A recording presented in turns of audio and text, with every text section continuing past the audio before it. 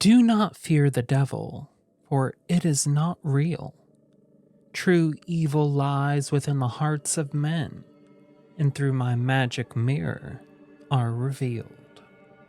The devil in our lesson today exploited the chaos of World War II in France to satisfy his wicked desires. It is believed that he had killed about 60 people. Most of them were scared people trying to flee the war zone, and fell victim to Marcel Petiot, also known as Dr. Satan. Magic mirror on the wall. Who is the most rotten one of all?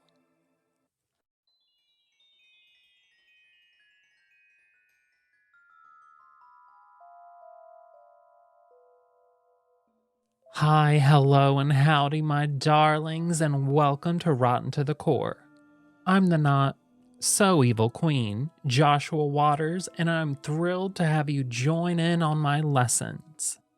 This is the history podcast where we use a magic mirror and a touch of humor to explore the lives and actions of some infamous figures from our past. Our goal is to learn a valuable lesson from their mistakes that can help us in our current lives. It is almost time for Persephone to emerge from the underworld and rejoin her mother, otherwise known as Spring.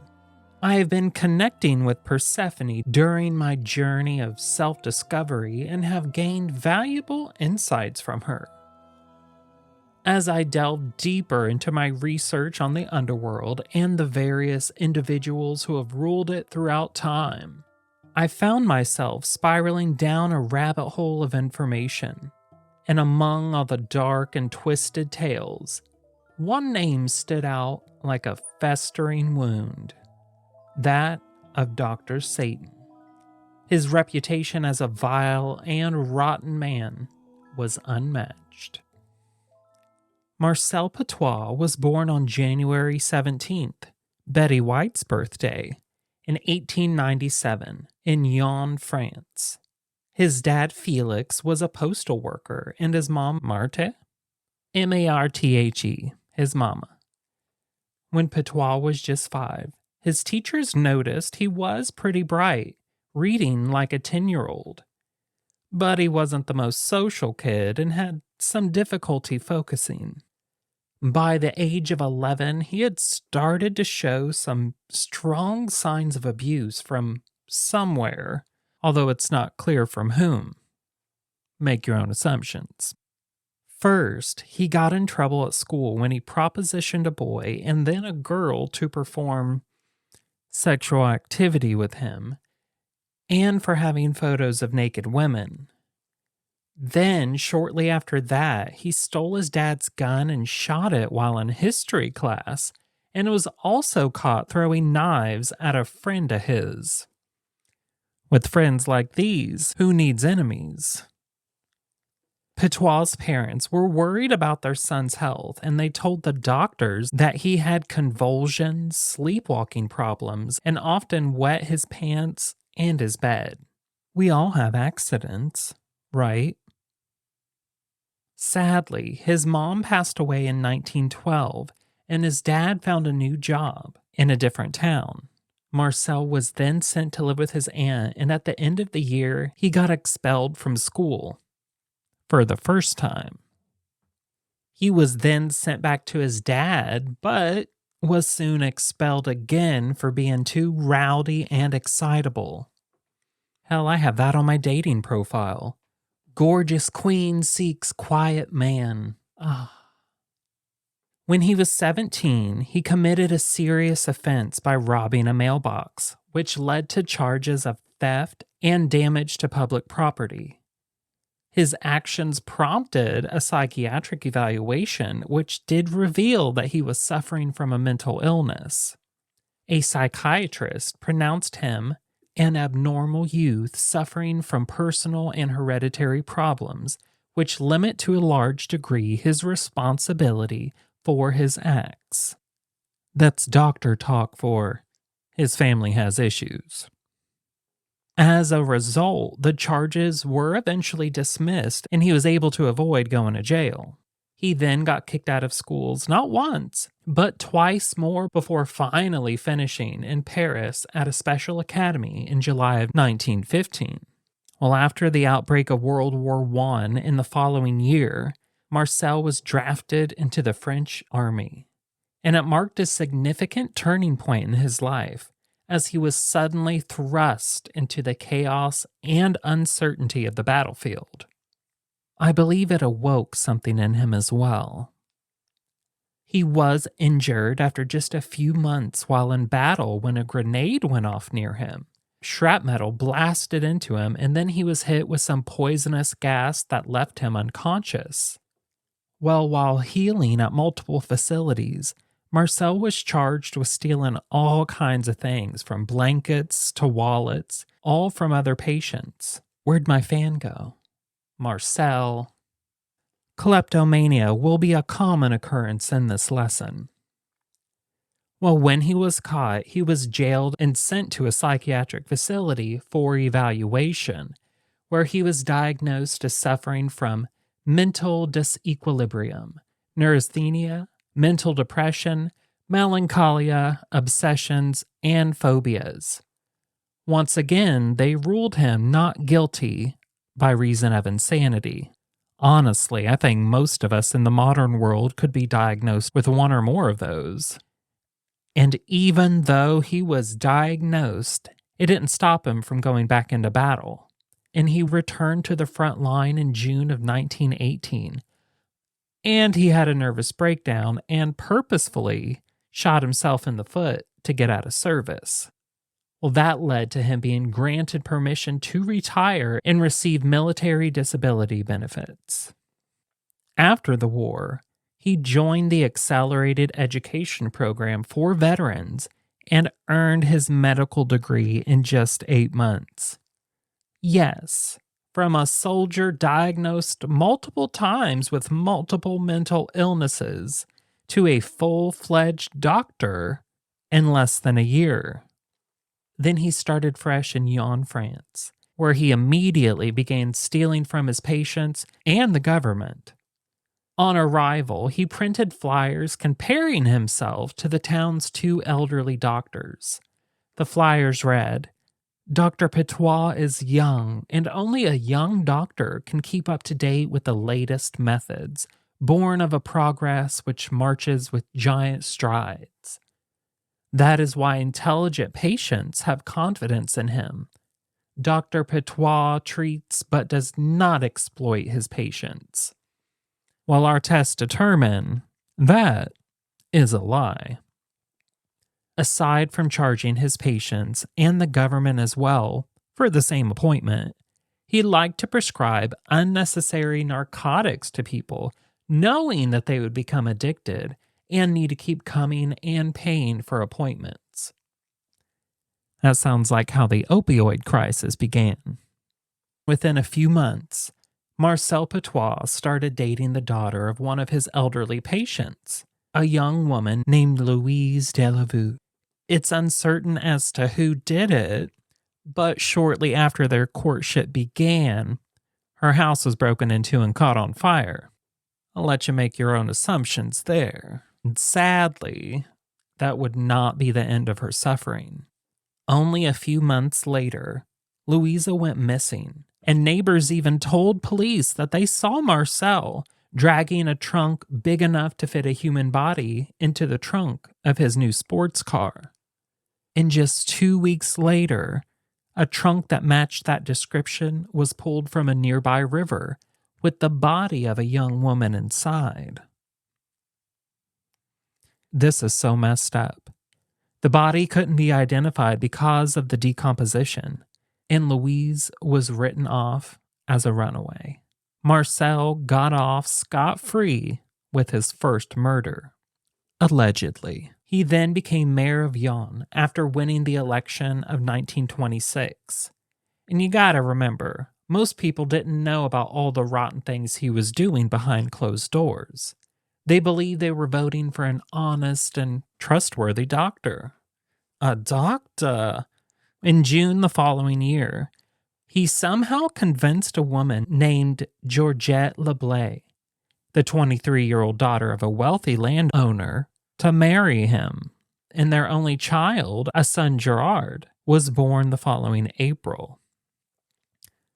I'm not sure what happened to them. I'm assuming they took a book out of Marcel's playbook and possibly changed their names and moved. That's what I would have done, have done, will do. While mayor, unsurprisingly, he stole from them left and right. But soon the people found out, and he was removed by August 1931. And even though he was suspended, a lot of people still had his back. So to show their support, the village council elected him as a councillor on October 18th the same year. He must have been either highly charismatic or they were just mindlessly ignorant. In the following year, surprise, surprise, he was again found stealing from the village and that council seat was taken from him. That'll happen. Then, burdened by the shame and disgrace of losing his position, yet again, he fled to Paris in search of new opportunities to prey on new patients. He knew his charm and cunning would help him find new people to exploit. And to make matters worse for his victims, the onset of World War II and the occupation of France by Germany provided ample opportunity for the rotten doctor to prosper. The Nazis weren't the only evil on the prowl. Once they were in power, Nazis began sending French citizens to Germany to work in slave labor camps, while Dr. Petiot then began a scheme to create and distribute fraudulent medical disability certificates. He also provided assistance to laborers who were returning from those assignments. You know, that sounds like a really nice thing to do, but don't get your hopes up. This is where the really rotten stuff begins. Yes, it gets worse. In Paris, he established a criminal activity center that defrauded people by promising them safe passage to South American countries in exchange for 25,000 francs. He would lure unsuspecting victims with false promises for a better life away from the war. Those he targeted included Jews, members of the resistance, and regular criminals. And once they were under his control, he convinced them that the South American authorities required all asylum seekers to vaccinate against disease. They were then injected with straight cyanide while suffocating to death as he took all of their money and belongings. At first, he would dump the bodies in nearby rivers, but soon the number of victims began to climb, so he switched to burning them in his basement and putting the remains in a pit filled with quicklime in his backyard. Understandably, his neighbors soon told the authorities that there was a bad smell coming from his place. They were also informed of the large amount of smoke from the house's chimney. When police went to search the house, they discovered a coal stove in the basement and the quicklime pit, along with human remains in both. I don't believe Marcel was home at the time because he ran away and began living under a different name, Henry Valery, and enlisted in the French forces of the interior. And as a disguise, he grew his beard out. Now pay attention because this is wild. Under his new name and position, he was tasked with finding a wanted criminal believed to still be in Paris. Who was the criminal, you say? Dr. Marcel Petiot. Yeah, you heard me. He was literally tasked with finding himself. Now, I'm not saying blame the police on this one, and I know there weren't many photos of people back then, but my stars. Did none of the police see a wanted poster, look at him, and think, that kind of looks like him with a beard? On October 31st at 10:15 a.m., Marcel was nabbed by the authorities at a Paris metro station after being recognized. Finally, the long arm of the law had finally caught up with him, and he was about to face the music for his crimes. In his possession were over 30,000 francs, a gun, and over 50 documents with 6 different names on them. As you can imagine, the trial got a lot of media attention, and they gave him some crazy names like Butcher of Paris, Monster of Rue-la-Sur, and Dr. Satan. Well, he tried to sway the judge and jury by claiming he only killed France's enemies as a resistance fighter. But they weren't buying any of it. Thank God. He confessed to killing 19 of the 27 victims, but stuck with the story that they were all Germans and collaborators ranked among the enemies of France.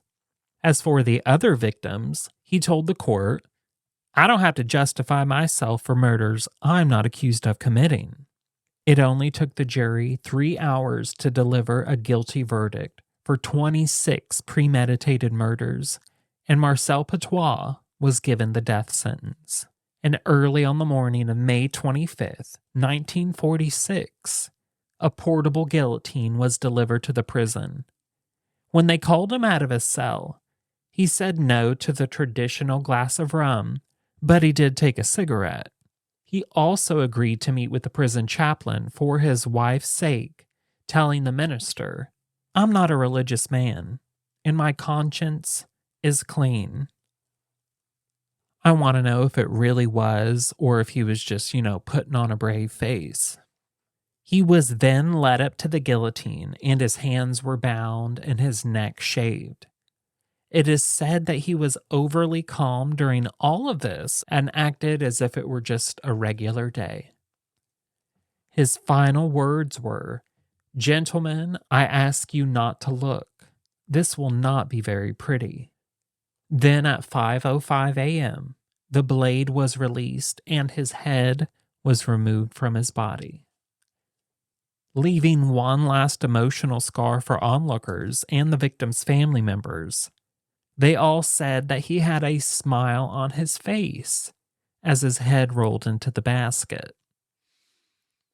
Gross. The lessons I learned from Marcel Petiot are: 1. Always run a background check on someone before you hire them. And 2. Don't be deceived by a degree or a title.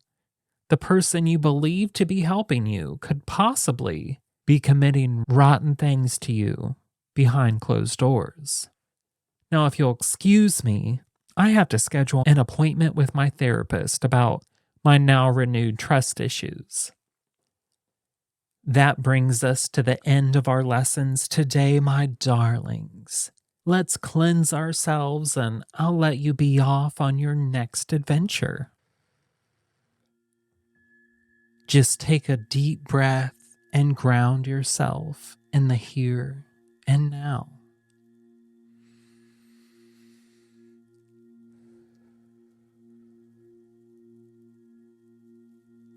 I ask for clear communication between myself, my body, mind, and spirit, so that I may live in harmony with myself and those around me. Clear any negative thoughts within my mind and heart space. May I move forward with clarity and alignment with my highest self, so that I can move through my journey with ease and flow and magnetize my greatest desires. May I always remember that I am in constant connection and co-creation with Source. So be it. Thank you for supporting Rotten to the Core. Let's catch up again next week. In the meantime, be happy, find peace, and don't hurt anyone. I'd also love to hear what you thought about Dr. Satan and what lesson you learned on any one of my socials. And if you enjoy Rotten to the Core, please follow me on Instagram or join me on Patreon. Both of those are at It's Rotten to the Core. My TikTok is at Rotten in History. And you can also listen to me on my other podcast, Mystery Inc., that I do with my brother Shane. We also have a Facebook group called Shane and Josh's Rabbit Hole, where we will interact and have a plethora of extra fun, foul, mysterious, rotten, and historical things a-brewin'. It was lovely spending time with you today. Have an amazing week, my darlings. Bye.